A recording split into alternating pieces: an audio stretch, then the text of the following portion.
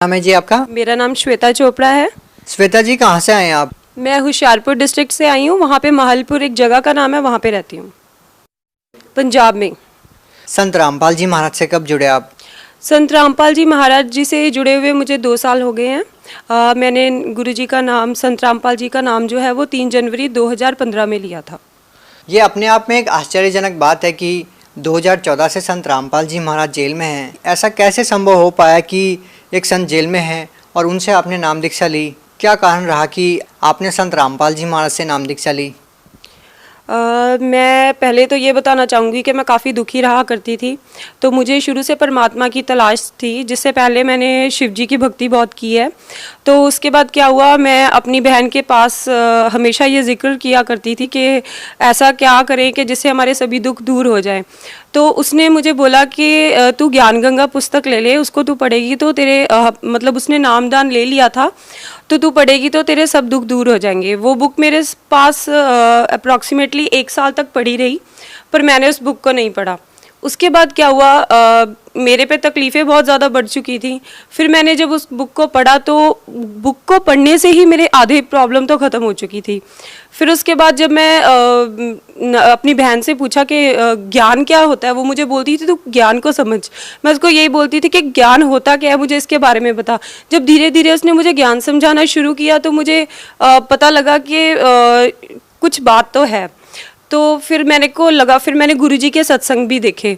तो संत रामपाल जी महाराज जी की एक एक बात जो है वेदों में जो लिखी हुई है, उसकी एक एक बात की सच्चाई को जान के मैं अंदर से मुझे इच्छा हुई कि मैं नामदान ले लूं।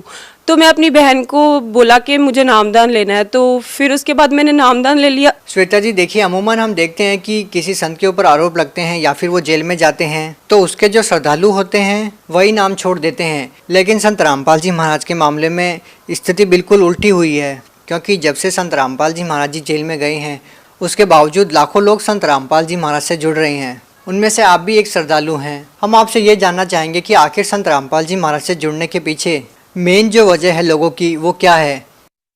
ऐसी कौन सी बातें वो ज्ञान गंगा पुस्तक में लिखी हुई है जिससे आप प्रभावित हुए और आपने संत रामपाल जी महाराज से नाम दीक्षा ली? सबसे पहले तो मैं ये बताना चाहूँगी, उसमें ज्ञान गंगा एक ऐसी बुक है जिसमें हर वेद और प्रमाण जो है जिनको खोल खोल के लिखा हुआ है गुरुजी ने। और मुझे तो वेद प्रमाण की बातों के बारे में बिल्कुल भी नॉलेज नहीं थी, ना ही हमारी फैमिली में से पीछे से कोई जुड़ा हुआ था। सबसे पहले मेरी मासी जी हैं जो यूएस में रहती है, उन्होंने नाम लिया था। फिर धीरे धीरे क्या हुआ, जो बुक्स थी, जब मैंने ज्ञान समझा कि एक एक बुक में एक एक चीज़ जो है जो गुरुजी ने लिखी हुई है। मेरा भी सबसे पहले यही क्वेश्चन होता था कि वो तो जेल में गए हुए हैं तो वो कैसे सही बात कर सकते हैं। पर धीरे धीरे जब मैंने बाकियों के साथ कंपैरिजन करना शुरू किया तो मुझे ये लगा कि जो गुरुजी ने बातें कही हैं वो एक एक सच है और उसमें से 0.1% बात भी झूठ नहीं है। तो ये चीज़ जो थी वो मुझे गुरुजी की तरफ बहुत ज़्यादा अट्रैक्ट करती थी, जिसकी दया से मैंने आज गुरुजी का नाम ले लिया है। श्वेता जी, क्या करते हैं आप? मैं नर्सिंग कॉलेज में पढ़ाती हूँ, मैंने बीएससी नर्सिंग की हुई है। श्वेता जी, आप एक शिक्षित महिला हैं। क्या आप ये मानते हैं कि किसी संत से नाम दीक्षा लेने से या किसी संत के आशीर्वाद देने मात्र से किसी व्यक्ति की समस्याएं खत्म हो सकती है, किसी के दुख दूर हो सकते हैं? सबसे पहले मैं आपको ये बात बताना चाहूँगी कि मेरा बेटा है जो वो इस टाइम 4 साल का है। उसको सबसे पहले तो मैंने जब नाम लिया मैंने उसको सही तरीके से फॉलो नहीं किया। मेरे बेटे को ईएसआर, मेरे बेटे का ब्लड टेस्ट में जो है वो टीबी में होता है कि वो एक बीमारी है जो छाती की बीमारी है, उसमें उसकी रिपोर्ट में हाई आ गए थे काफ़ी। तो मुझे शायद लग रहा था कि मैंने नाम अपना ख़राब किया है, खंड किया है, तो उसके कारण मुझे प्रॉब्लम आई है। वो रिपोर्ट इतनी सॉलिड थी कि उस डॉक्टर लाल पैथ लैब की रिपोर्ट थी, उसको कोई नकार नहीं सकता। उसके बाद क्या हुआ, मैंने अपने मन में ही गुरुजी से माफ़ी मांगी कि गुरुजी अगर मैंने नाम खंड किया है तो मैं आगे से ये गलती नहीं करूँगी, क्योंकि मुझे इतने सुख मिलने लग गए थे नाम लेने के बाद, शायद मैं भूल गई थी कि मैं मर्यादा में भी रहूँगी। जब जैसे ही मैंने गुरुजी से माफ़ी मांगी, संत रामपाल जी से माफ़ी मांगी, तो वैसे ही मैंने कहा कि अपने हस्बैंड को कि प्लीज़ मैंने एक बार रिपोर्ट फिर करवानी है। मुझे अपने मालिक पे पूरा भरोसा था। जैसे ही मैंने वो रिपोर्ट करवाई तो मेरे बेटे की 2 जगह से रिपोर्ट जो थी वो बिल्कुल नॉर्मल आई। पहला लाभ तो मुझे ये हुआ। दूसरा लाभ ये था कि एक मेरा पेपर था, लाइक आइल्स का पेपर था, वो शायद मैंने 5-6 बार दे दिया था। सबसे बड़ी गलती मैं ये करती थी, मैंने गुरुजी को प्रार्थना नहीं लगाई थी। पर ये मुझे विश्वास था कि शायद अपने आप पे कॉन्फिडेंस होता है कि नहीं मैं क्लियर कर लूँगी। पर क्या हुआ कि मैंने फिर एक बार प्रार्थना लगाई, जब मेरा क्लियर ही नहीं हो रहा था पेपर, तो गुरुजी ने मुझे कहा कि आप मतलब जो गुरुजी ने मुझे जवाब दिया, फिर मैंने उसको फॉलो किया। उसको फॉलो करने के बाद आज मेरा इतना अच्छा रिजल्ट है जो मैं बता भी नहीं सकती। तीसरा लाभ मेरा ये है कि जो मेरे हस्बैंड हैं वो तो कभी भी मैंने तो कभी सोचा भी नहीं था कि वो नाम भी ले लेंगे। उन्होंने बैड सोसाइटी में हो गए थे वो, और काफ़ी गंदा नशा करने लग गए थे वो। तो उसके बाद मैंने उनको बोला कि शायद वो कोई प्रॉब्लम में भी सफ़र कर सकते थे, कोई भयंकर रोग भी शायद उनको लग सकता था। तो मैंने उनको बोला कि अगर मतलब मैं डरती उनसे बोलती भी नहीं थी, क्योंकि मेरे ससुराल परिवार के जो लोग हैं वो बिल्कुल भी इस रास्ते को फॉलो नहीं करते। फिर मैंने उनको बोला, मैंने कहा तुम एक बार हम गुरुजी के पास चलेंगे तो शायद ये सभी प्रॉब्लम ठीक हो सकती है। तो वो भी इतने ज़्यादा दुखों में घिरे हुए थे कि उन्होंने एक बार भी मना नहीं किया। और संत रामपाल जी की, महाराज जी की ऐसी दया हुई कि मेरे बेटे ने भी नाम ले लिया और मेरे हस्बैंड ने भी ले लिया। जैसे कि आपने बताया कि आपके जो पति हैं वो नशा करते थे और आप बहुत ज़्यादा दुखी थे। आप सोच रहे थे कि वो अगर नाम दीक्षा ले लें तो आपके दुख दूर हो सकते हैं। कहीं ना कहीं आपको लग रहा था कि संत रामपाल जी महाराज से नाम दीक्षा लेने के बाद आपके पति नशा छोड़ सकते हैं। तो क्या आपकी जो सोच थी वो सही साबित हुई? जी बिल्कुल। मेरे हस्बैंड ने जैसे ही नाम लिया उन्होंने बिल्कुल नशा छोड़ दिया। वो बहुत गंदा नशा था।